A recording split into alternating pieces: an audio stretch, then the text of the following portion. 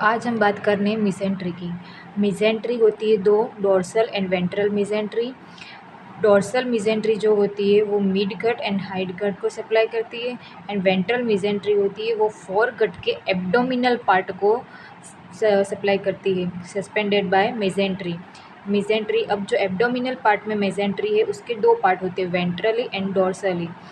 Ventral mesentery जो होती है, ventral mesentery of fore gut is called ventral mesogastrium, and dorsal जो होती है उसे डोर्सल मीजोगैस्ट्रियम कहते हैं। अब वेंट्रल मीजोगैस्ट्रियम जो है उसके भी दो पार्ट है, लेकिन डिवाइडेड बाय डेवलपिंग लीवर। जो डेवलपिंग लीवर है उसके द्वारा दो पार्ट होते हैं वेंट्रल मीजोगैस्ट्रियम के, ventral part and dorsal part. Ventral part जो होता है उससे वो क्या बनाता है, it forms ligament of liver. Ventral part of ventral mesogastrium वो बनाता है लीवर के लिगामेंट। कितने लिगामेंट?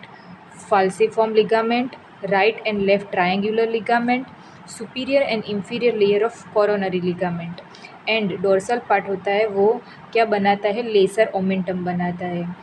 ये क्यों लीवर का बनाता है? क्योंकि डेवलपिंग लीवर के द्वारा वो सेपरेट होता है, इसीलिए कॉमन सेंस लीवर के अराउंड ही लिगामेंट जो हो गए उसमें पार्टिसिपेट करेगा।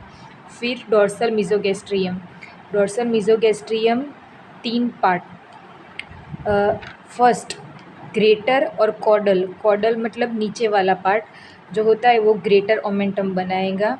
फिर क्रेनियल मोस्ट, सबसे ऊपर वाला पार्ट बनाएगा gastrophrenic ligament. And cranial part, cranial most से नीचे आते हैं क्रेनियल पार्ट।